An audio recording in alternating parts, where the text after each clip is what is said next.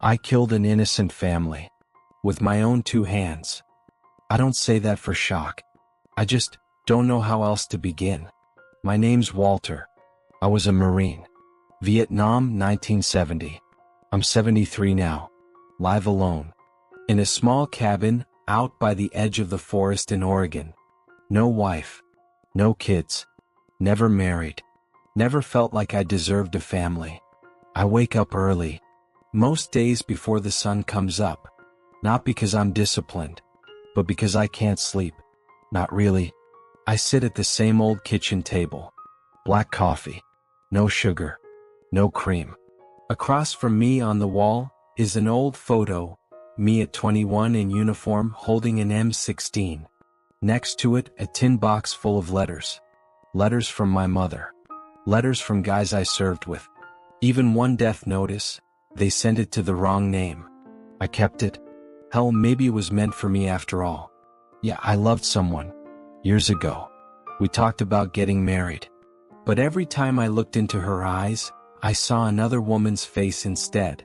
A mother. Holding her child. In a shelter. One I destroyed. People say I should forgive myself. They don't get it.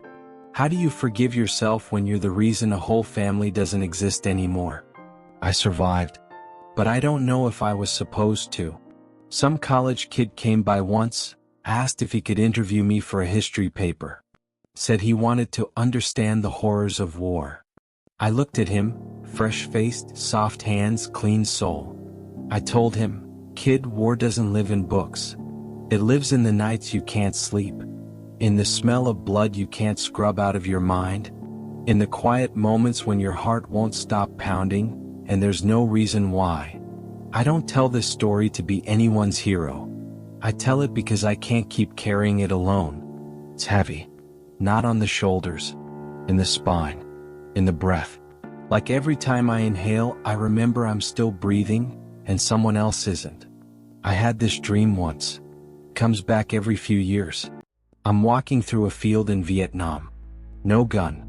No unit. Just me barefoot in the mud. A little boy runs up to me. Doesn't say a word.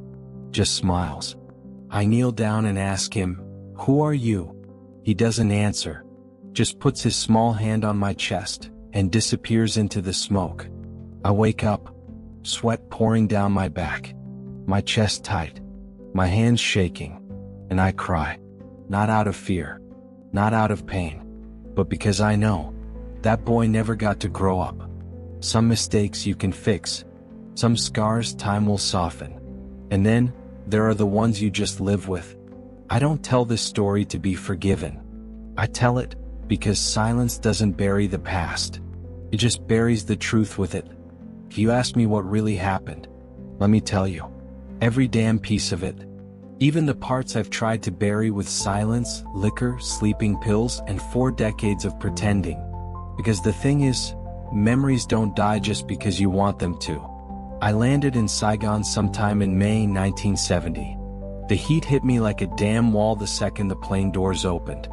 Sticky, heavy, thick with smoke and rot and something I still can't name. The sun was out, but the air smelled like rain, blood, and burning trash. I grabbed my pack, stepped off the tarmac, and felt like I was walking into something that didn't want me there. Nobody said a word. But we all knew we weren't on the map anymore. We were somewhere else. They dropped us west, near the border. We hiked into the jungle the same day. Heavy boots. Heavy gear. Heavier silence. The mud was thick and deep.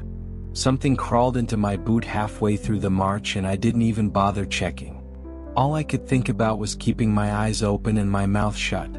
I was just a kid. Didn't know shit. I thought I was showing up for duty, doing the right thing. Thought we were here to help. Thought there'd be rules. Didn't take a week for that to burn away. We weren't there to understand. We weren't there to save anyone. We were there to make it out alive. We passed through this little village. Kids just stared at us. No smiles, no fear. An old woman walked by with a bundle of firewood on her back. Didn't look at us once. Nobody said anything. Nobody trusted anybody. That was the part they didn't tell us back home. There's no welcome party. There's no line drawn in the dirt that says, "Here's the enemy." Every hut could be a weapons cache. Every path could be booby-trapped. Every warm smile could be bait. You start seeing threats in everything. That rock might be a landmine. That pile of leaves could be a trap. A mother holding her baby might be signaling someone in the trees. And after a while, you stop asking if it's true. You just act. Because hesitating? That's how you die. I remember a guy in my unit whispering, "Out here, the enemy might be an old man. Or a kid." It sounded cold, but you had to believe it.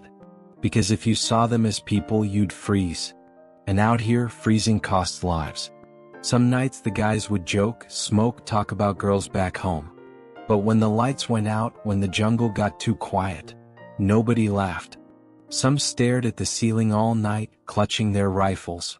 Some cried into their sleeves. Me? I didn't cry. But I started dreaming, same one over and over. I'd be walking through trees that had no leaves. And up ahead there'd be a child just standing there facing away from me.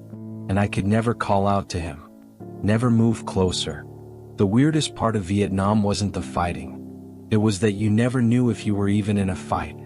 There was no front line. No safe zone. Everything was battlefield. Everywhere was war. We were told not to trust anyone. Don't touch anything. Don't look people in the eye.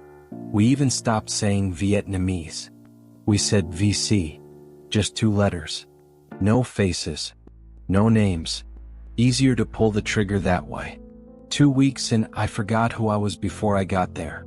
I stopped asking why we were even there. Questions didn't help you sleep. They just made the dark darker. All that mattered was making it to tomorrow. And sometimes, to do that, you had to be someone you weren't proud of. I don't remember every day, but I remember the faces. I remember the jungle. I remember the afternoons that were too quiet, the kind of quiet that made your skin itch.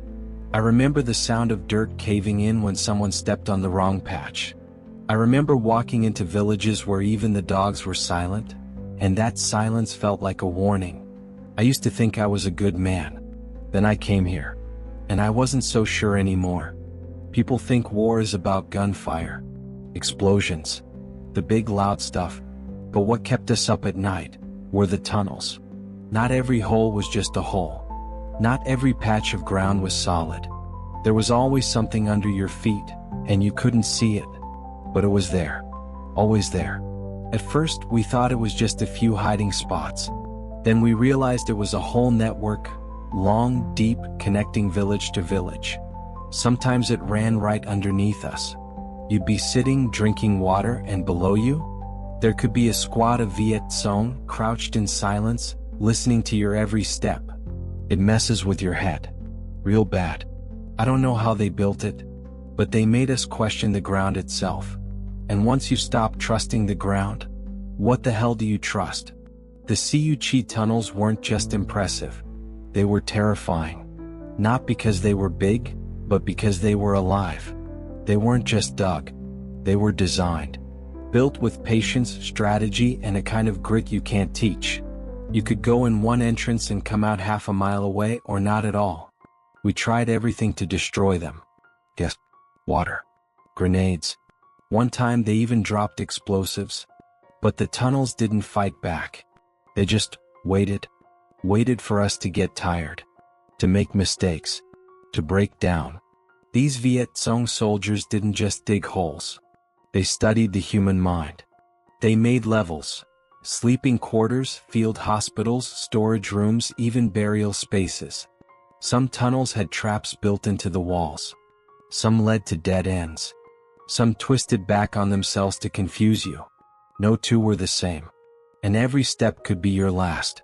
We had guys, tunnel rats, we called them, specially trained to go down there. Small guys. Brave guys. All they had was a flashlight and a pistol. I watched one of them climb down once. He never came back. No one said a word. The hole stayed open like a mouth, waiting. The fear wasn't of dying. It was not knowing what was under you.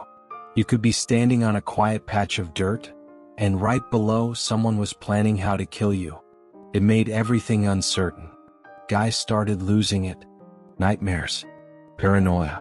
Some refused to walk on soft ground. One guy woke up screaming, swore he was falling through the floor. It wasn't just stress.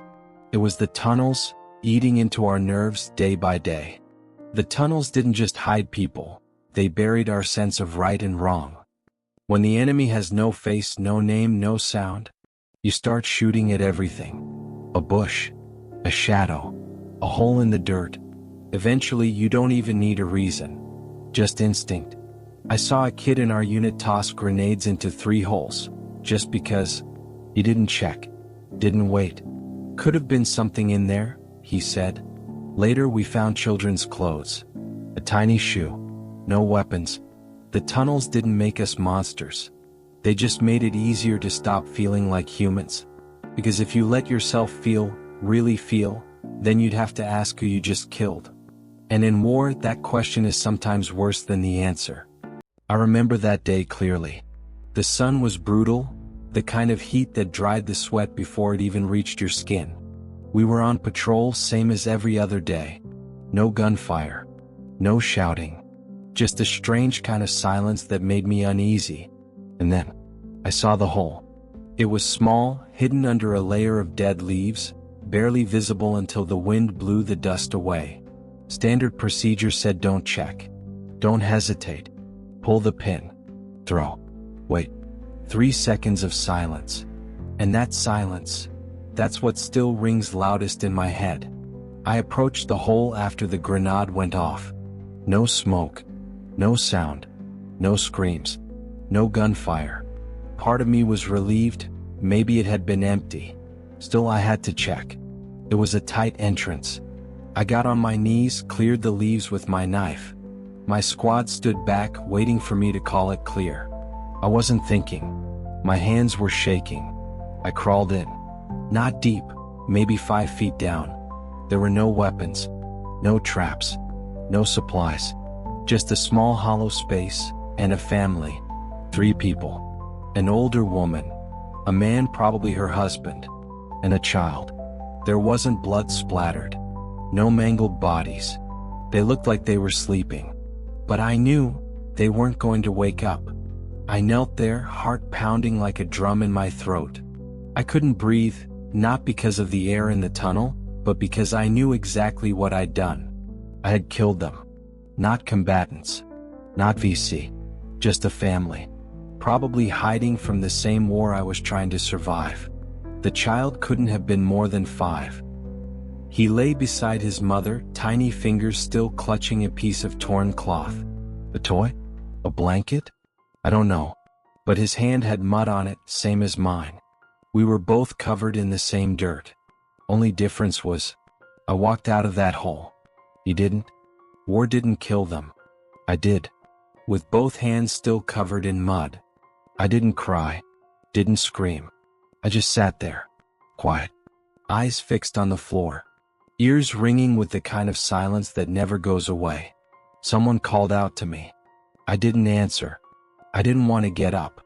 I knew if I stood, I'd carry that moment with me for the rest of my life. And I have. That night I didn't eat.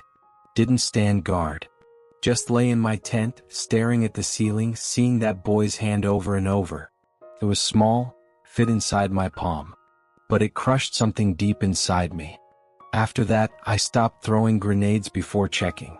Got chewed out for it more than once. Not safe, they said. But I didn't care. There was someone down there. I'd rather be the one to die. It never made the report. No one logged it. No questions were asked. But I knew. And I've been living with it ever since. Years later, I still dream about that boy. He never says a word. Just stands at the edge of that same hole. Looking at me. Torn cloth in his hand. Not angry. Not sad. Just asking one question with his eyes. Why? And I've never found an answer. I thought I'd forget. I really did. I figured time would wear it down, blur the edges, turn it into just another bad memory. I thought, if I made it back to the States, slept in a clean bed, had a hot meal, maybe it'd let go. But that night, that hole, it didn't stay in my memory. Got into my breath. I'd be eating and feel like I was chewing dirt. I'd hear running water and smell the smoke from that tunnel. One time I was washing my hands and froze, because the mud on my skin looked just like the mud on that little boy's hand. That's when I knew. I didn't come home. Not really. When I got back to the US, no one was waiting at the airport. No welcome signs. No music. No hugs. Just a bus and a few other soldiers, all silent, staring out the window. We weren't heroes. We were just part of the problem. No one asked what we'd been through. They just asked what we were planning to do next. I got a job at a warehouse, pushing boxes, stacking crates. Went home to a tiny room no one knew I lived in. No one cared. I thought maybe I could love again. I met someone. She was kind, patient, real. But I couldn't love her back. I was scared. Scared that if someone really saw me, they'd see what I'd done. I couldn't sleep. Some nights, just as I drifted off, I'd hear it.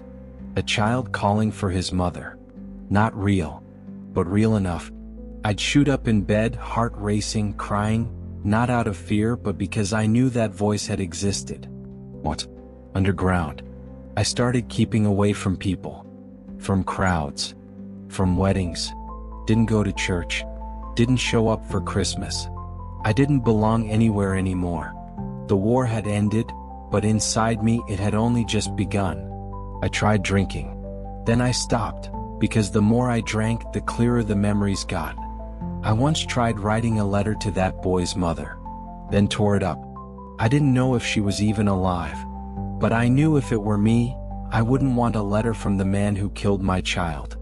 I never started a family, because maybe I already destroyed someone else's.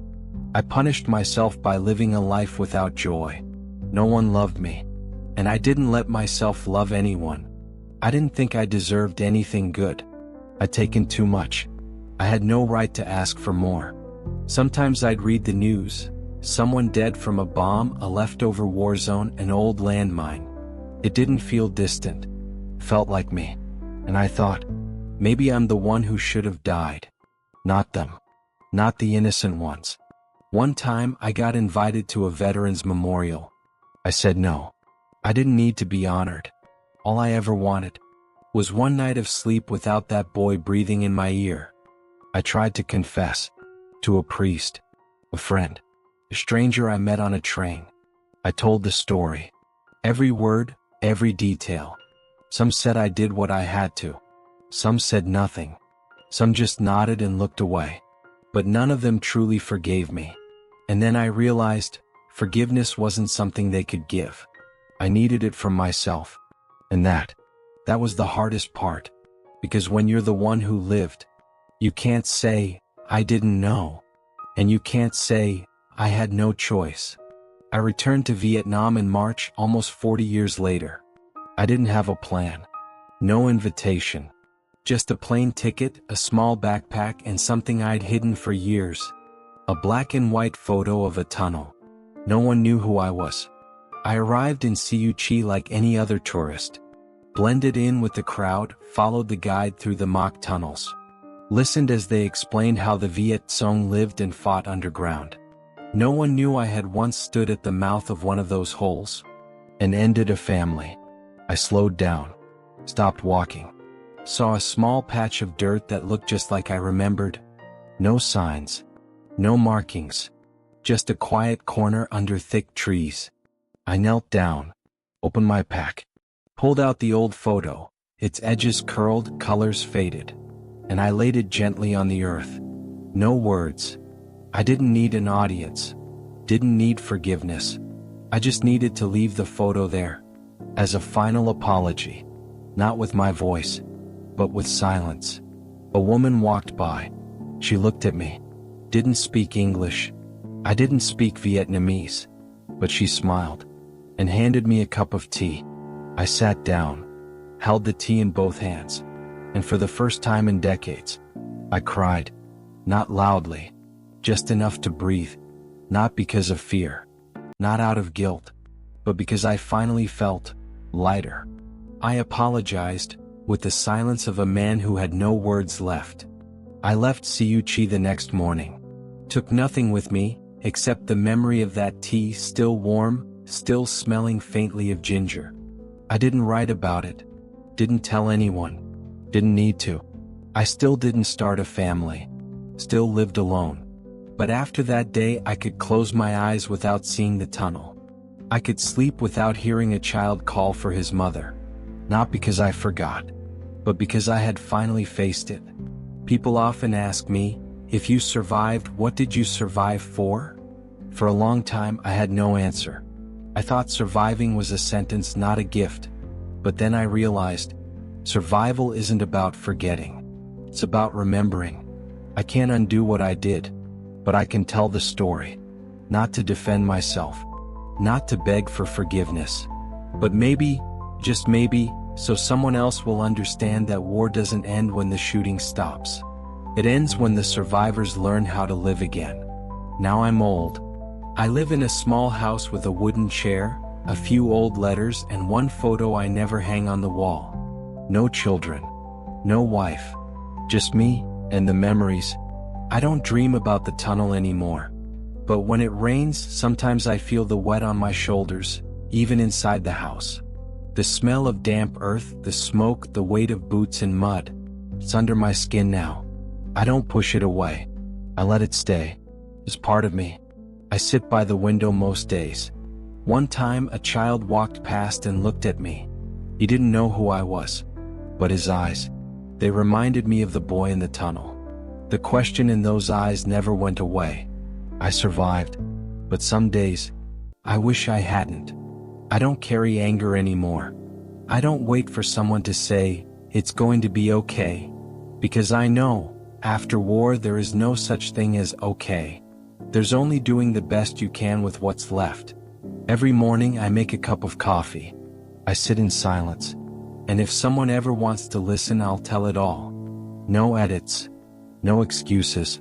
Because some truths shouldn't be buried with the dead. I'm not a hero. I'm not a killer. I'm just a soldier who saw what he shouldn't have, did what he shouldn't have, and lived long enough to talk about it. If you're hearing this, thank you. Not for believing me, but for listening.